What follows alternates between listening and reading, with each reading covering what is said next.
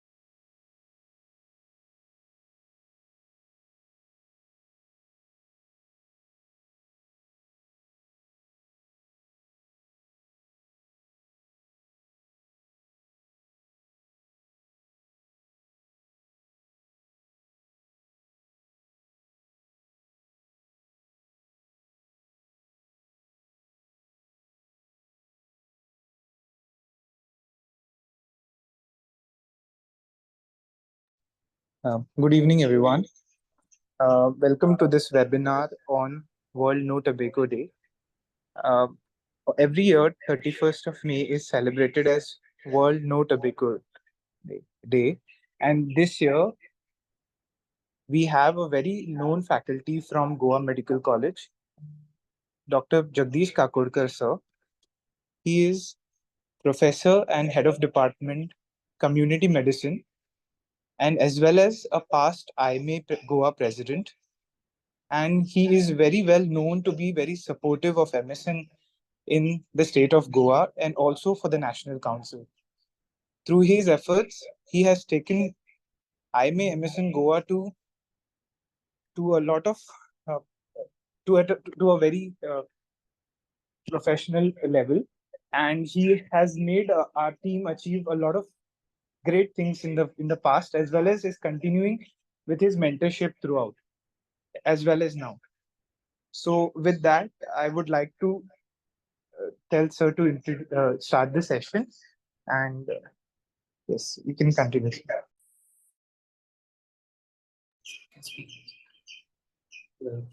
Yes. Yeah. Good day to all of you. Thank you very much, Suryam, for your very kind words of introduction.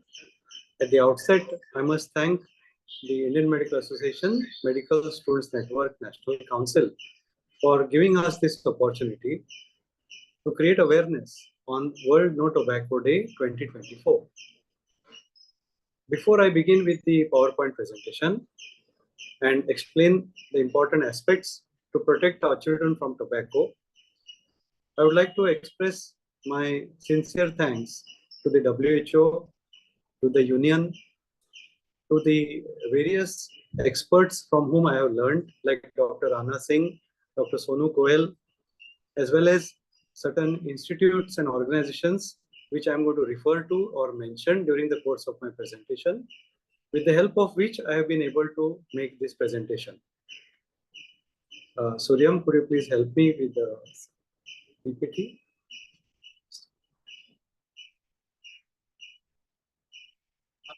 Hello, sir. Yes. Yes, your screen is sharing, sir. Yes. Yes, sir, it has shared perfectly. You can start your talk, sir. Okay, thank you. Thank you, ma'am. So 31st of May is commemorated as World No Tobacco Day every year across the world. This year, they have chosen the theme called Protecting Children from Tobacco Interference, that is tobacco industry's interference. I have chosen this topic of protecting children from tobacco because I would like to cover in my presentation both the aspects. One, what tobacco does and harms to the youngsters. And second, in the course of my presentation, I will also explain how the tobacco companies, big tobacco, interferes with efforts of medical professionals, healthcare workers like us to control tobacco. I'm also happy to tell you that the Medical Students Network in Goa, earlier led by Suryam, and now we have Arijit and their team have been doing great job to create awareness on World No Tobacco Day, just like MSN branches all over India. The first thing that we healthcare workers and medicos should do is go across, reach out to the school students, to the adolescents and the young adults. Make them understand that tobacco occurs in two forms. The traditional forms like the cigarettes, bidi, cigars, pan, tambaku, gutka, pan masala, khaini, and hookah. Some also call it shisha. But what is more worrisome is this new entity called the New Emerging Nicotine and Tobacco Products, abbreviated as NENTPs. These transnational tobacco companies, TTCs as they are called, and we're going to use these abbreviations very often in this presentation, NENTPs and TTCs. These transnational tobacco companies, since the last 2 decades, are a lot into these NENTPs. They are promoting e-cigarettes, also called ENDs, vape, heated tobacco products called HTPs, snus, and dissolvable tobacco products. I'm going to show you pictures of all this, which are very subtle forms of promoting nicotine. Nicotine, as you know, is much more powerful addictive substance than cocaine. So while these people show them as harmless products, they target the children, they target adolescents. They do it not just the formal way, also through informal ways, as I'll explain to you later on, despite bans. These new emerging nicotine and tobacco products are nowadays very popular among children and adolescents in the form of nicotine gummies and nicotine pouches. These TTCs, companies of tobacco, big tobacco, they call them in their meetings as next generation products, NGPs. These tobacco companies link them to what we call as harm reduction strategies. They label them as reduced risk or modified risk products. But actually, there's another layer of interference by the transnational tobacco companies. In a subtle way, while promoting these apparently less risk or modified risk or harm reduction strategies, they make young children, adolescents, and young adults get hooked on to these products containing nicotine. Yes, there is no smoke, but here there is no smoke, but there's fire, and that's in the form of nicotine. Small doses, which make the youngsters gradually get addicted. Both these bar diagrams tell you the startling picture as of today and how much they are going to increase in the next few years to come. The first bar diagram explains to you by product how there is going to be a great rise in the sales of e-cigarette and the vape market from 23 to 2032. And in the second bar diagram, you can see how many $billion is this e-cigarettes and vape market. It's going to increase from $25.5 billion to a $62.2 billion market, with a compounded annual growth rate expected to surpass 4.5% by 2033. And who is going to fall prey to this? Our children, the children of our country and the world, adolescents and young adults. You can see here a slide which I obtained from a recent webinar by Dr. Rakesh Gupta while he was speaking on behalf of the Strategic Institute for Public Health, Education and Research. Sir beautifully explained how we have these e-cigarettes in different forms. Some resemble the cigarettes, some resemble a stationary pen, some resemble a mouse, some resemble a sharpener. It's very difficult for parents and teachers to make out what their children and adolescents are carrying in their pouches, in their school bags. The students can easily mislead them, saying that teacher or mommy, daddy, these are my school stationery products. Nicotine pouches, as you can see, the heated tobacco products, and these nicotine gummies, the toy pods, which are often kept on sale in foreign countries where the children have the same eye level as their sweets and biscuits. You have snus, you have nicotine hand gels, and these dissolvable nicotine products, whether they sell them as pellets, sticks, strips, and they are very popular with the youngsters. All of them contain nicotine. And that, as I explained, is the root cause of all the fire. We medicos and healthcare professionals must educate students from school time till college and thereafter that even smokeless tobacco and hookah and shisha are harmful. In fact, as the WHO says, there's nothing called safe tobacco. We must speak up against the tobacco industry's sneaky tactics. This slide from the WHO again explains to you how the transnational tobacco companies, the tobacco industry, what is called big tobacco, is targeting the new generation. They give them those gadgets which look like stationery, they taste like candy, and it's very obvious that through these means, the tobacco industry is directly targeting our young people.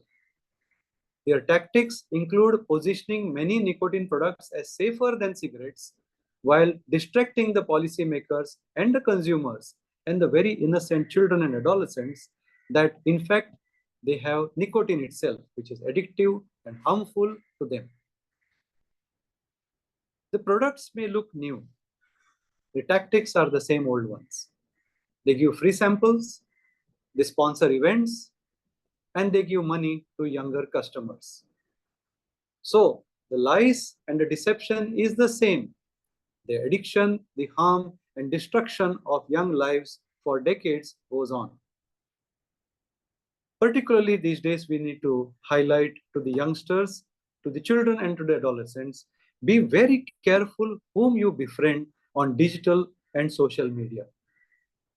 You know that sometimes people can send you a friend request pretending to be a celebrity, a boy, a girl. You would not know who that person really is.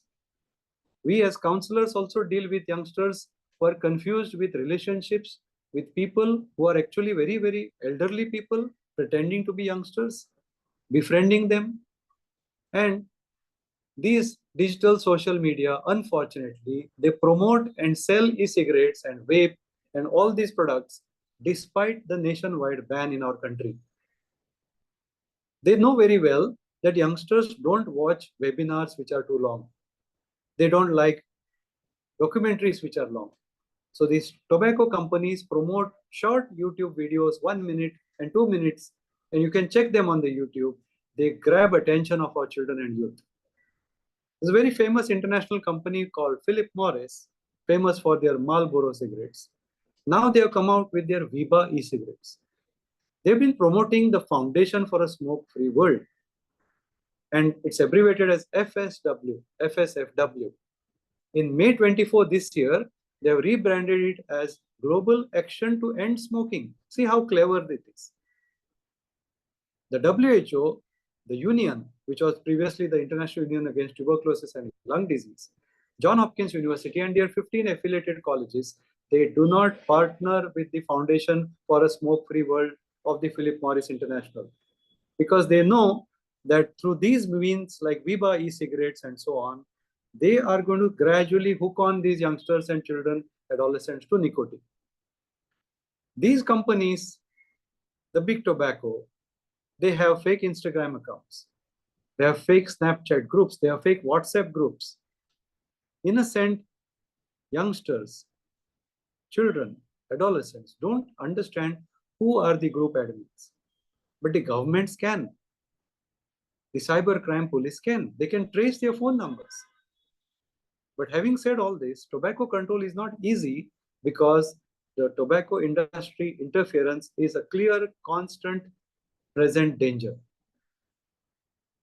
The tobacco industries pay the influencers, and I'm going to show you some of them to you. Some of you have seen them during the World Cup cricket. These influencers promote their products.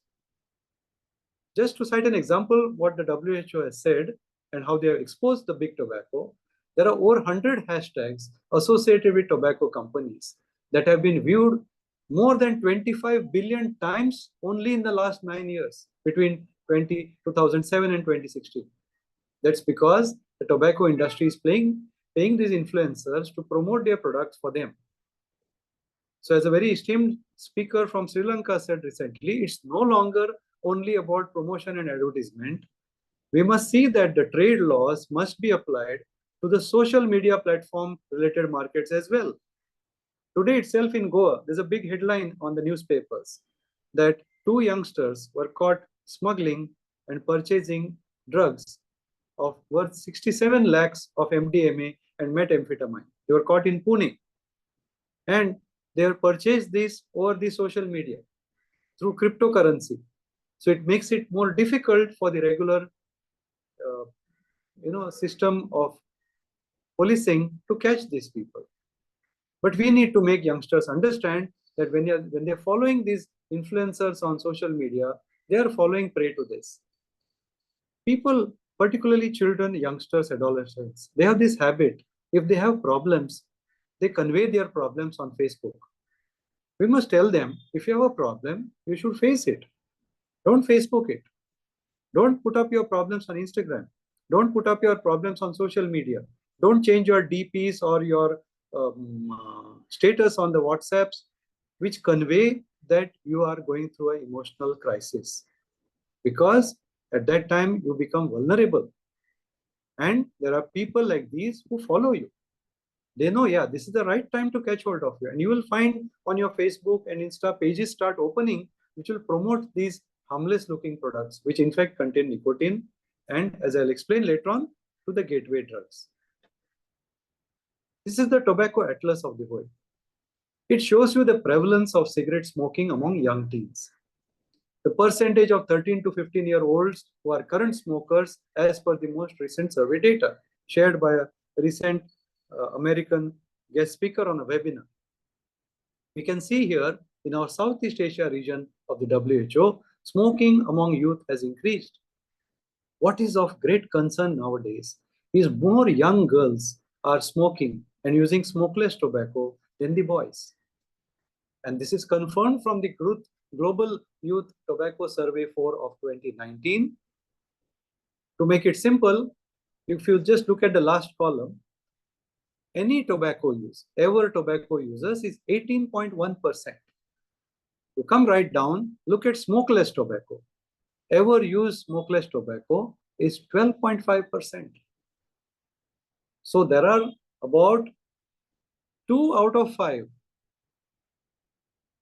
youngsters, teenagers, children, older children, who are falling prey to tobacco.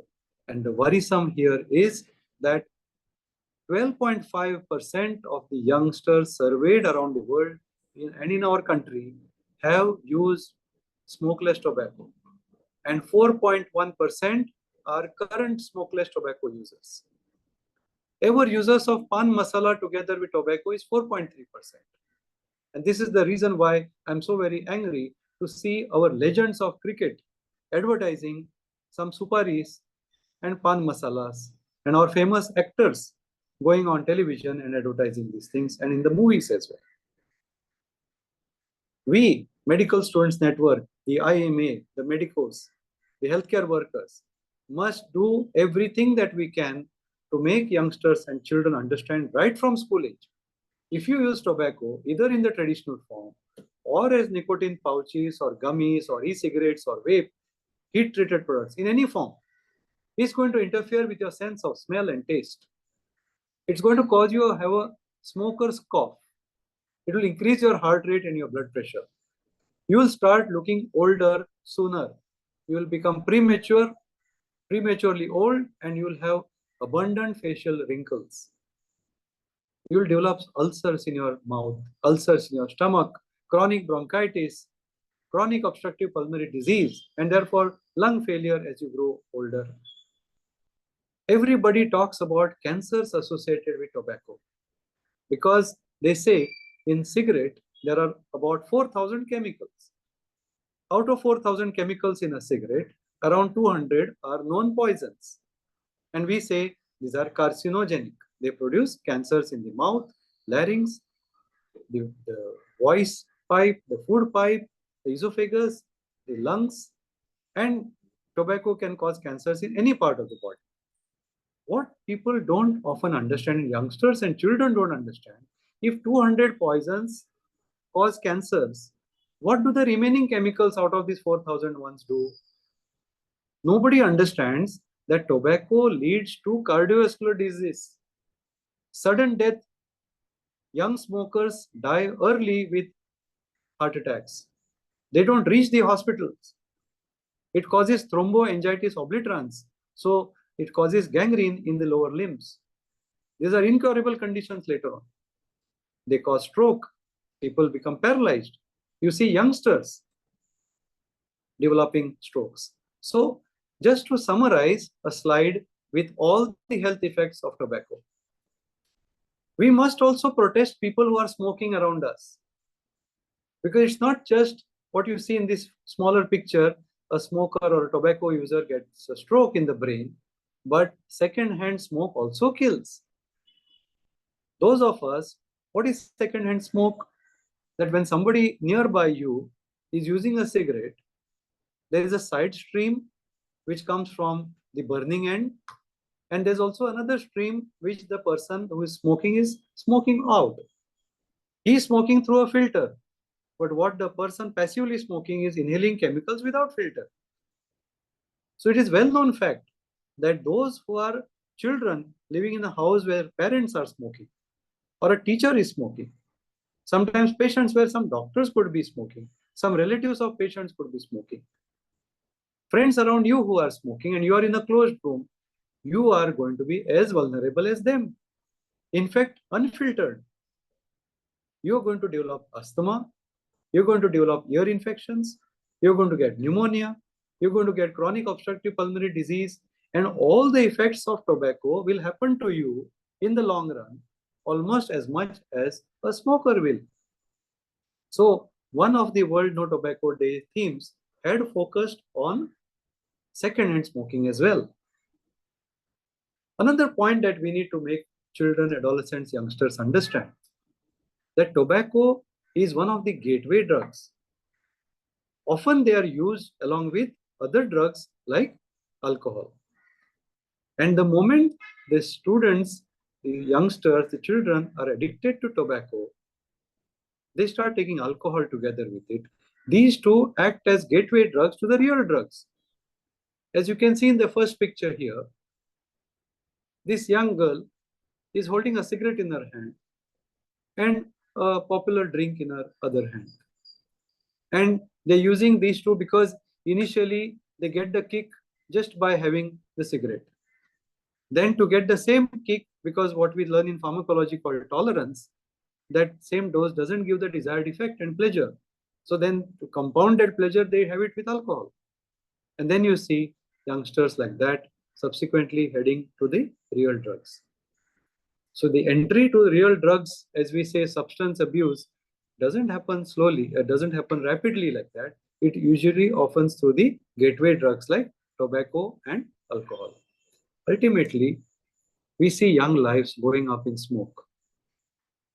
We know millions of deaths occur around the world every year because of tobacco, whether it is the traditional forms of tobacco or whether it's the smokeless forms of tobacco. My dear friends, if we don't want to see our youngsters to die early, if we don't want to see our young generation suffer from cancer, strokes, heart attacks, sudden deaths, you hear of so many of them otherwise fit and gymming well, but they're into addictions, they're into vices. And then you hear of sudden deaths. If we don't want these things to happen, if we want to stop this unending spiral of death, we got to wake up now, and all of us have to keep doing our bit to create awareness, education, and counsel. The WHO tells us this. The superstars, the cricketing legends. Recently, we have seen in the IPL, you see a superstar smoking in the stadium. When you watch the World Cup cricket, you see the legends of cricket. I was so appalled when I saw Gavaskar and Kapil Dev and some West Indian famous international cricketers showing that they are consuming some supari, flavored supari, and some of the actors promoting Zuban Kesari and various forms of pan masalas. The same actor comes before a movie in the theater and makes mockery of a man whose wife has a cancer of the uterus, and he tells her, "Safe, ये फू क्या करता है? इसके बदले तुमने वो पैसा सैनिटरी नैपकिन्स पे खरीद लिया होता, वो बीवी को ये नहीं होता."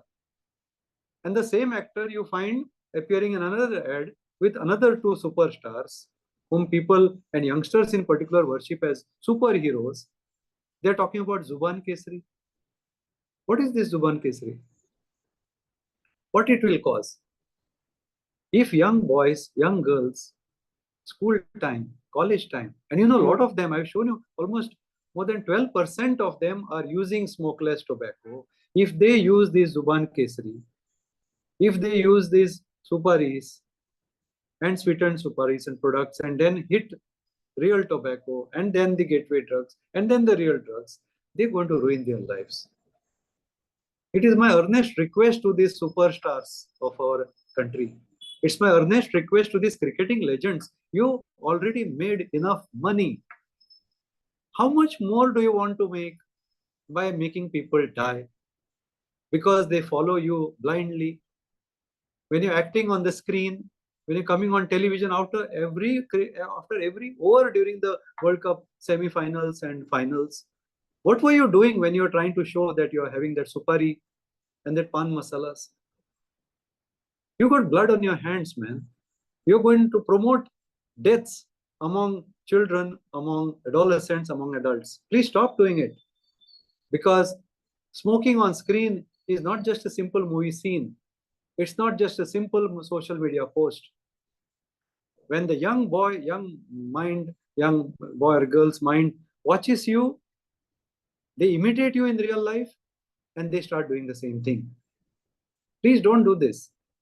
Stop getting into promoting tobacco in these other forms. Just to tell a summary of all that I have told you so far. Big tobacco is not going to stop to reach their audience. Even if it means, as the WHO says, if they could kill 8 million people a year with their products. We all must tell this tobacco industry, this big tobacco, who is spending an average $23 million on marketing every day. Imagine how much must be their profits. They're spending $23 million on marketing tobacco in various forms every day. We need to tell these tobacco companies that our lung health is not for sale. Just because you people want to do profits, you can't do it at the cost of our lives, of our children, of our adolescents, and our youth. So at the midpoint of my session, let me touch upon measures which are effective to reduce the use of tobacco. The WHO has come up with the abbreviation, and youngsters often like these mnemonics. MPOWER, M for monitor, P for protect, O for offer, W for warn, E for enforce, and R for raise taxes. Monitor tobacco use and prevention policies. This is the role of the governments, the policymakers. P for protect. Protect the people from tobacco smoke. So it's the duty of parents to protect their children from tobacco. It's the duty of teachers. It's the duty of us doctors to set an example and protect our youngsters from tobacco smoke. O for offer. When we know that youngsters often think of quitting tobacco, at that time they need help. We need to show them the way to the tobacco cessation clinic. We need to talk to them about nicotine replacement therapies. W for warn. As I told you enough, we need to warn about the dangers of tobacco. E for enforce. This is a humble plea to our governments, to our policymakers. It's not sufficient to have the laws. The laws need to be implemented in true letter and spirit. We need to see that we enforce the bans on tobacco advertising, tobacco promotion, and tobacco sponsorship. R is raise the taxes on tobacco.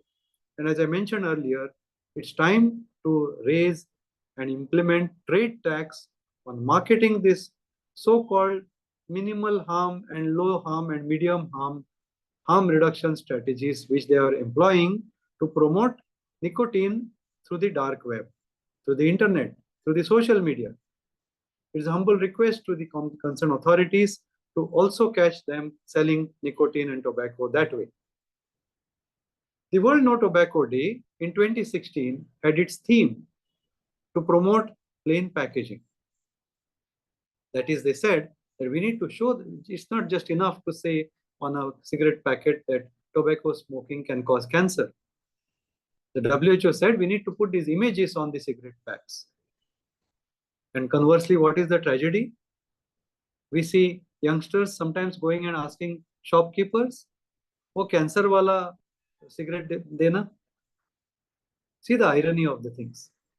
The WHO, the governments, the policymakers on one hand talk about plain packaging to warn the youngsters, to warn people that if you use this cigarette, these are the conditions which are life-threatening, which are going to affect you. But we need to educate them that that's not supposed to be used as an excuse to use the real things. How can we help youngsters? How can we help patients to overcome tobacco use? We need to tell about de-addiction. We need to educate about rehabilitation. There are tobacco cessation clinics. Even in Goa, we have North Goa and South Goa district hospitals where we have tobacco cessation clinics. There are some NGOs also who have them. And we need to direct anybody whom we come across to these clinics so that there can be a proper way of controlling the use of tobacco. Merely giving a lecture and telling them not to do it is not enough. What are the treatment goals? We have to achieve and we have to maintain abstinence from nicotine.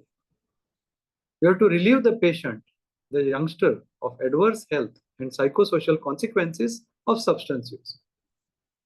And most importantly, because it is so very addictive, we have to make sure that he doesn't hit that habit again. We have to prevent the relapses.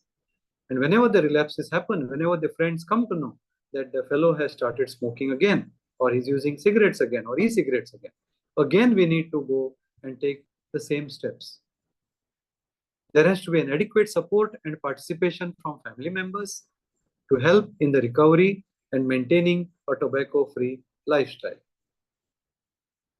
Let me now take you through some of the myths and facts about tobacco. These are things which we have obtained through the NCERT. While we talk about HIV/AIDS, while we talk about STD control, at that time we also talk about in the adolescent education program about controlling tobacco and drugs. There's a common myth among youngsters.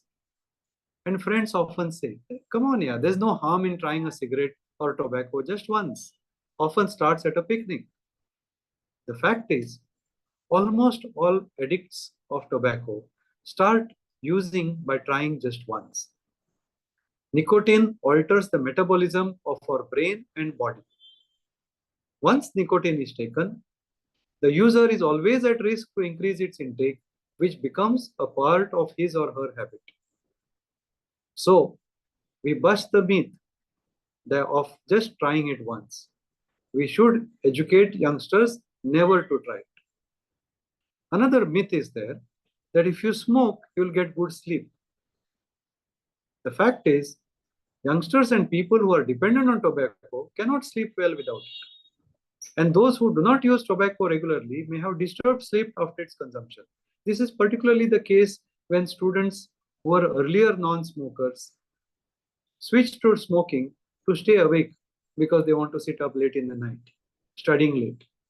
We could tell them there are so many other ways of doing that, but not to fall prey to tobacco. Teachers often say, parents say, elders say, my dear young fellow, you should have willpower because willpower is good to help an addict to stop tobacco. What I want to tell these elders and teachers, seniors is, if the person had a willpower like me or so many of us who don't smoke, we would have never used tobacco. The fact that the person is using tobacco, that means he's dependent on it. He's suffering from a mental disease. It's not just from a failure of willpower. So when a person is having a mental health problem and he's becoming dependent on tobacco, Just like any other mental health problem, he needs therapy. Only give him a lecture about willpower is not going to help. Because if he had strong willpower, he would not have smoked in the first place. Another common myth is there that most of the addicts of tobacco get their first dose of tobacco from peddlers or pushers of drugs or tobacco. That's not true.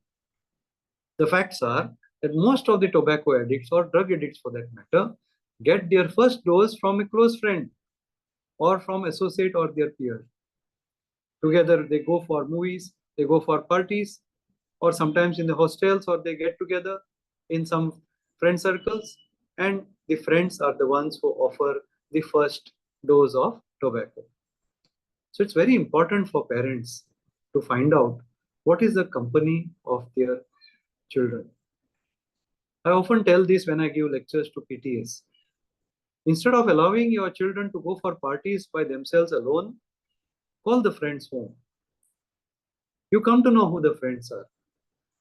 Let them come home. Whether it's a boy, whether it's a girl, let them come home. You come to know what kind of person your son or daughter is dealing with. When you send them all by themselves, all alone, you're allowing them complete freedom to try and experiment all these things. So here is the point that we doctors, we medicos often get an opportunity, we get invited as chief guests, guests of honor, or speakers at PTA meetings. Typically in June and July every year, every school has PTA meetings. Please use that forum when parents are there, students are there, to educate parents and students that these are the things they should be away from. Teach them the ways to say no. When friends tell them, would you like to come for this party? A strategy that can be adopted is a polite refusal. A possible answer could be no thanks. When the friend, the youngster faces, is challenging the friend, is saying, how about a smoke? The strategy that can be adopted is give a reason. I would often tell my seniors and my colleagues in the hostel time would say the same thing to me. How about a smoke? I would tell them, or they still ask me about alcohol. I say, I don't like cigarettes. I don't like the smell. I don't like the taste of alcohol. It makes me feel horrible. So that's enough to put that person off. The friend might say, here, smoke this cigarette with me. Come on. Why don't we do some fun? Do things together. If even you find sometimes short videos and sessions where friends make fun of their colleagues who don't smoke. अरे तू smoke नहीं करता, तू drink नहीं लेता, तू कैसा है यार, कैसा मर्द है. Many people think it's a mardangi to do such things. There are so many other ways of proving that you're a man. There are so many good things you can do by being a good parent, for example. Why do you have to smoke and drink only to prove that you're manhood? And what are the girls doing nowadays when they're trying? What are they trying to prove? That they are nothing short of men. When more girls have started smoking and using tobacco nowadays. So when friends say this thing, a strategy that can be adopted is a broken record. Keep saying no thanks, no thanks, no thanks. It's enough to put them off.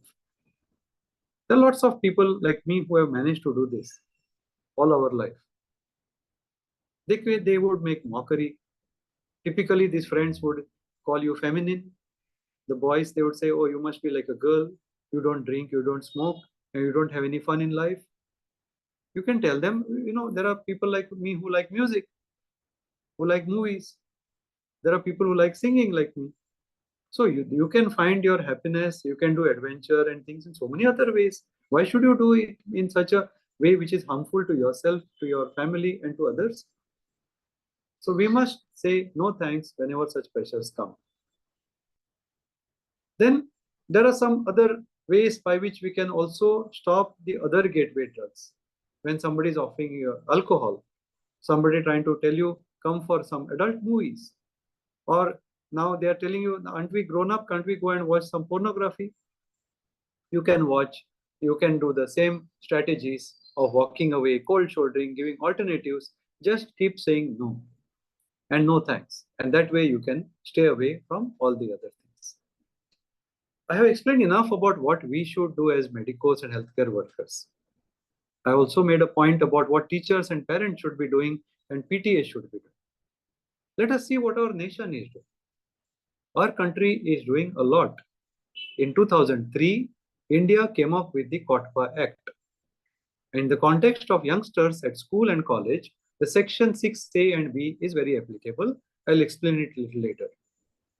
In 2019, Ministry of Health, Family Welfare, Government of India has come up with revised guidelines for tobacco-free institutions, which all schools and colleges are supposed to follow. That's the problem. The laws are there, the guidelines are there, SOPs are in place. Who is implementing them? It is up to each one of us to do that. Then the country has also developed these tobacco-free areas. There is a ban on the sale and the use of tobacco within 100 yards from educational institutions, what we call the yellow line. Those 100 yards, and that is the responsibility of the school authorities, the principals, the headmasters, the directors, management, the PTA. This is what the PTA should be doing. If you come across open sale or hidden sale of cigarettes, tobacco products, e-cigarettes or vape and all these things within 100 yards, and don't you agree that this is happening in some places, whether it's in Goa or the rest of our country? We must be vigilant. If we come across people selling these things within 100 yards of any education institution, we must protest, we must inform the authorities, we must inform the police and stop that. The Kotpa Act of 2003, Section 6A says that no person shall sell, offer for sale, or permit the sale of cigarettes or any other tobacco product to any person who is under 18 years of age. These are the statements taken from the Kotpa Act of the Ministry of Health and Family Welfare, Government of India. And Section 6B says, no person shall sell, offer for sale, or permit the sale of cigarettes or any other tobacco product in an area within a radius of 100 yards of any educational institution. I urge all my fellow medical colleagues, medical students, resident doctors, postgraduates, please see that we use these two sections of the Kotpa Act to ensure that our own institutions are tobacco free. And I'm going to motivate our medical students network at Goa to take the necessary steps to see that our own Goa Medical College becomes a tobacco free institution. And so that we see that within 100 yards, because there are lots of schools and colleges around us as well. Small children are studying, adolescents are studying over there. And we can take the lead and see that our own Goa Medical College is a tobacco-free institution. You can do the same in each of your institutions. Every education institution is supposed to put up such signboards to whom you can report the violation.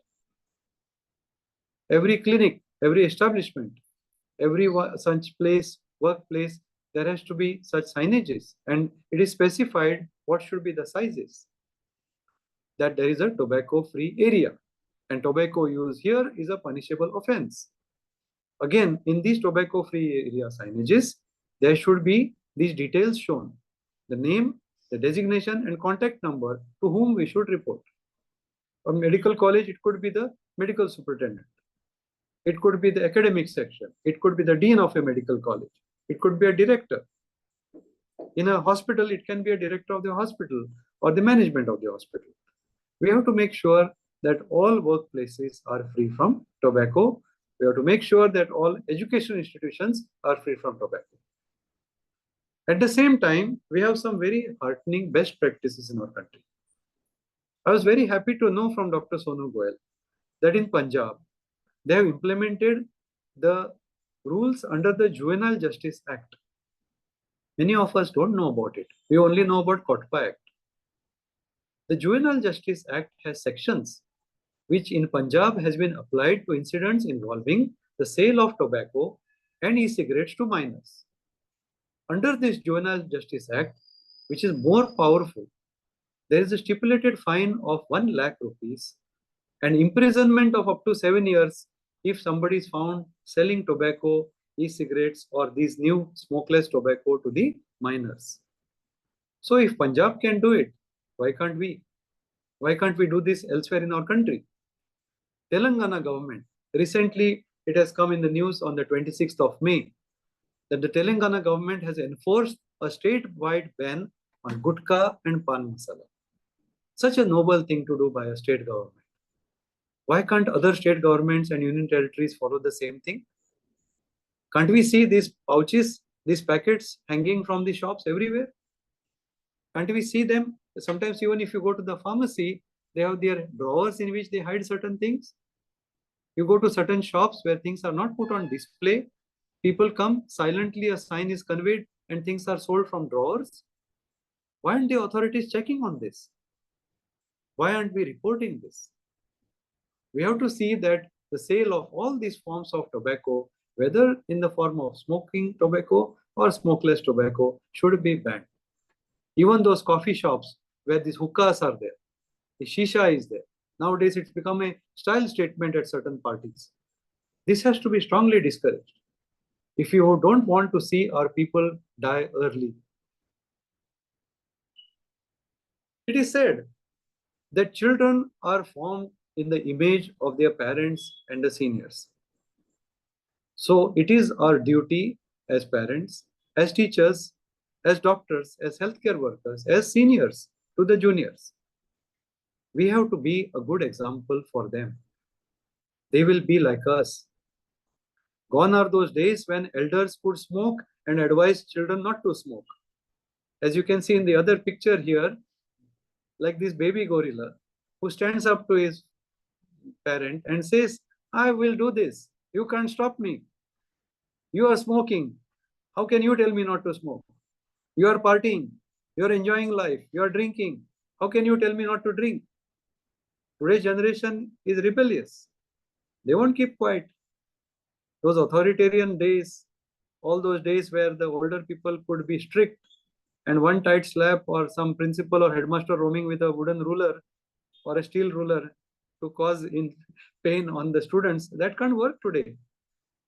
Forget about the students complaining. The parents only will come in defense of the children. There were incidents which we have faced recently where we found boys, girls using tobacco and using alcohol and various forms of alcohol in campus. Who brought the pressures on us? Not the students, the parents. Even before the inquiries commence, before we take the statements, before we impose the fines, it's the parents who are interfering. The parents are protecting the students who are doing such things. And I remember a particular incident of an inquiry where a girl was found with all kinds of alcohol in the girls' hostel room. And the parent came and defended, telling that he told her to buy the same for himself. What an example are parents setting by doing this. So when parents and seniors and teachers and doctors are doing drinking or smoking or doing parties or such things, we are not leading by example. It is my humble and my earnest request to all seniors, all parents, or teachers, or doctors, or healthcare workers, let us set good examples for our next generation. It is like lighting a candle in a storm. The storm is in the form of this tobacco industry. The storm is in the form of these transnational tobacco companies. The storm is in the form of the clear present danger of constant interference by big tobacco. Whatever we try and do, they overcome ways and they approach the youngsters and children. And on top of that, if we are bad examples, I feel we cannot tell our youngsters anything. It was Swami Vivekananda from our own country who gave the message, arise and awaken. I have added one word during my tenure as IMA Goa State President in 2014. Serve. Let us arise. Let us awaken. Let us reach out to the colleges. Let us reach out to the schools. Let us reach out to the street children. Any place in slums, wherever you find children vulnerable. If you watch that movie Slumdog Millionaire, you will see how much those uneducated poor children in slums are vulnerable. Many of this percentage of children who are using tobacco, using smokeless tobacco, are not in the formal system. They're street children. Do you know that children are used as child labor for tobacco, for rolling bidis, for rolling cigarettes, because fine hands are required? just like they use them for rolling agarbattis and firecracker industry in Sivakasi in Tamil Nadu and such places. Child labor is also a social evil in our country. It's not only the children who are used as child labor to make these bidis and cigars and cigarettes, but the poor youngsters are also falling prey to this. So, like Swami Vivekananda said, let us take the mantle upon ourselves to arise, to awaken, and to serve, and to see that our youngsters and young generation is very, very confident. We must also tell parents. I lastly come to that. Parents and teachers, this is specially for you because we doctors know this. Please learn to recognize the signs and symptoms in your boy and girl. If you notice there is a child, an adolescent, or a youngster who feels the need for tobacco on a regular basis, you often find the boy or girl excusing himself or herself outside the dining table, outside the room, the living room, outside the house. Quietly watch them from the balcony, quietly see from far. Would they be going out to collect a cigarette from a friend? Do you ever check their school bags? Do you ever check their study tables? Do you ever keep a watch on what looks like a new sharpener, a new pen, a new kind of a mouse? Some new device is there in their bag, in their cupboard, among their clothes. Please check. We have seen such cases. Recently, I've seen a young boy coming and abusing me in my office for the very first time in my 30 years since I became a doctor. And I realized that he'd not been to school for 3 days. And in that school, his friends used to give him the e-cigarettes to smoke. And he didn't have it at home. So within 3 days, he started manifesting symptoms. So if you find your children giving up familiar activities like sports, homework, hobbies, you find there's a sudden change in attendance, quality of work going down in marks, a topper going down in marks, a passing student has been failing recently, the boy or girl is not going to college regularly, you are getting notices from the principals, headmasters that your children's attendance is poor, don't go and fight with them. No teacher like us will ever inform you something wrong about your boy or girl unless something significant has happened. You parents, teachers must read in between the lines. There's something else happening. If you find children are doing something which they would not normally do, such as frequently borrowing money, stealing items. Nowadays, people have lots of money in their wallets and purses. Do you keep a check whether some money went missing? Did you blame the maid servant for it when it was your son or daughter? I remember a case where a mother told me that her son lost 3 high-end mobiles within 3 days. It didn't seem like a logical explanation. I did tell that mother long ago that maybe the boy is selling his mobiles for some money, for some purpose which you don't know. The mother got very angry at that time. In fact, she's still not been talking to me. But the fact is, the boy turned to drugs. So, when they can't borrow money from parents for such purposes, they will start selling their things. They will start losing their mobiles and high-end things. You must understand, read in between the lines, why he is doing such a thing. If you find the boy or girl is taking uncharacteristic risks, like driving under intoxication, if you find a boy or girl suddenly very angry, acting irresponsibly, overall attitude change, unkempt hair, physical appearance, he looks like a zombie. She starts, appearing in a different form which you never saw her in her form before. As a parent, as a mother, as a father, you must see these changes. No longer spending time with usual friends who wish to study, prefers to be with friends who are not the right type. That's why I told you, call the friends home. If you find your son or daughter engaging in secretive, suspicious behavior, like frequently is going to the toilet, find out what's there in the toilet. Find out what is hidden behind the flush tank. See if there's something hidden behind the window door. We hear sometimes in the northeast of our country, people even hide needles, syringes, and they have to keep a very close watch. If somebody is keeping the room things locked under key, not allowing to inspect the cupboard, not allowing you to check the study table, keeping the drawers locked, and he gets or she gets very angry if you check on those things. There could be something wrong.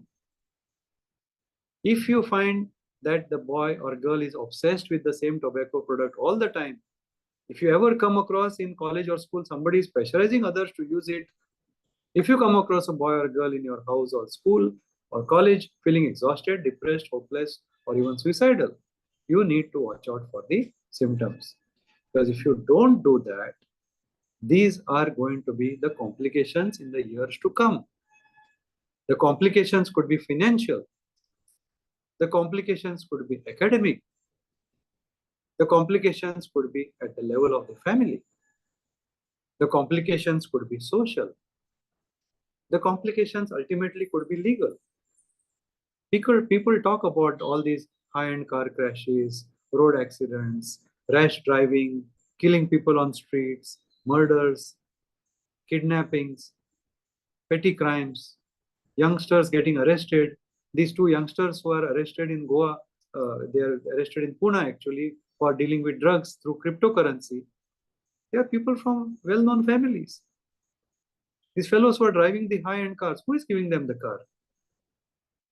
Who gives the car or the bike to the youngster when they are of minor of age, when they don't have license to drive? It's the parents. So before they violate rules, before they do thefts and crimes, before they get arrested, before court cases and stigma and humiliation for everybody in your institution, in your family, my message to you is why not we be vigilant? Keep a watch on all these things so that all these complications don't take place. Thank you very much for giving me this opportunity, for sharing my thoughts on tobacco and how it affects the youth and how there is a interference by the tobacco companies. Thank you, Suryam. Thank you for the IMA MSN National Council.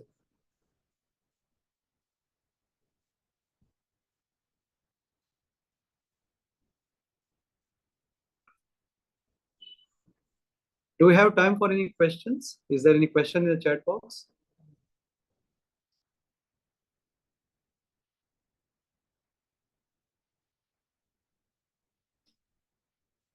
I think we still have 5 minutes.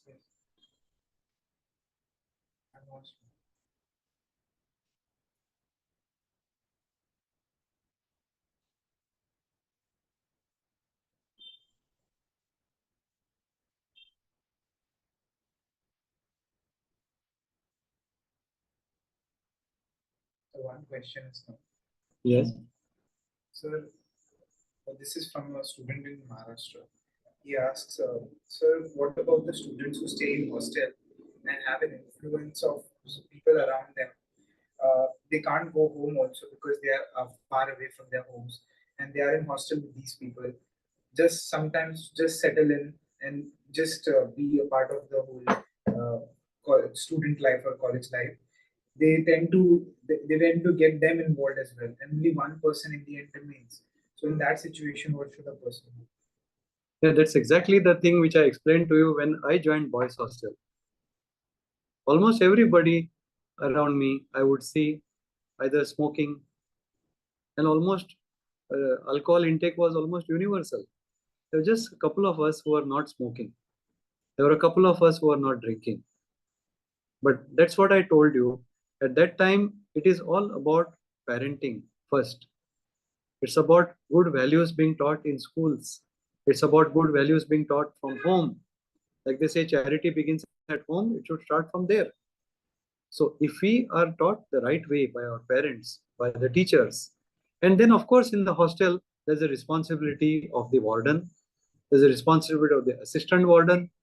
In our medical college, we have a lady assistant warden, we have a male assistant warden, and we have an overall warden. These people are supposed to take not just the daily attendance and check people whether they are staying in the hostel, but they have to take rounds.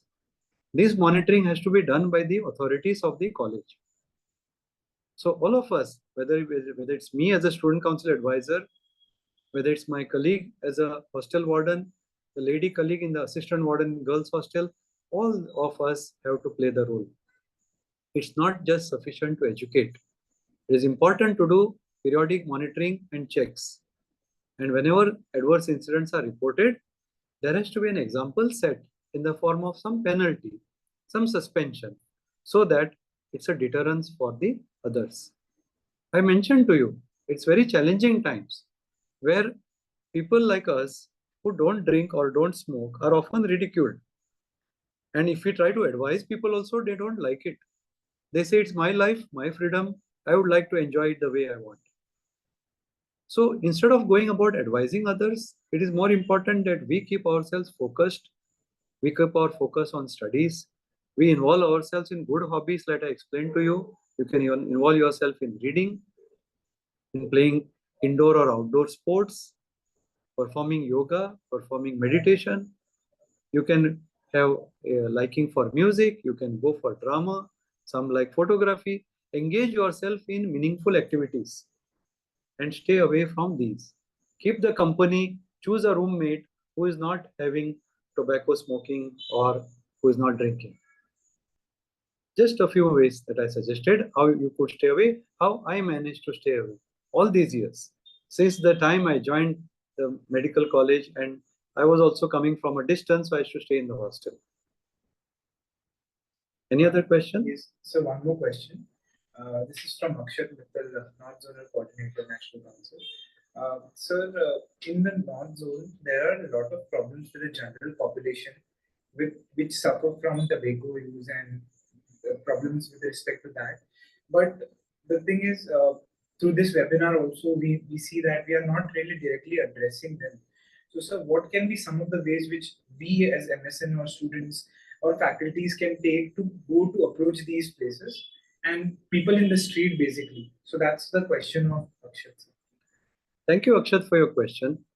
I think I have explained to you in today's session what are the actions which governments need to take.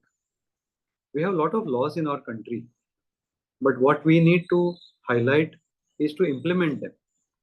So it does make sense if we as MSN, we as IMA, we as medicos, healthcare workers, we see that we create sufficient awareness either through written media, print media, social media, maybe through some candlelight vigils, or through some other subtle means by which we convey to the authorities, look, there are these laws, please implement them, enforce these bans.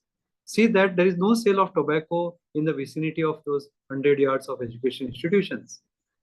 It's not sufficient to have the laws and acts. We have to ensure that we do our bit as conscientious citizens to make them act on them.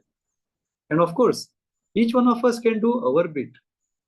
We can do our bit for the creating awareness at college level, at the school level. The doctors have our own roles, and so does the competent authorities like the governments, the police, and the bureaucracy.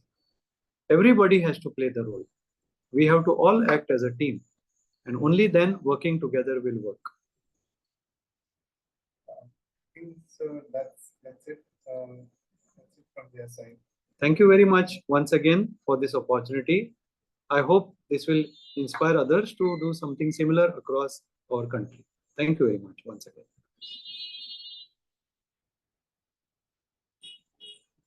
Ma'am, I think we can stop recording.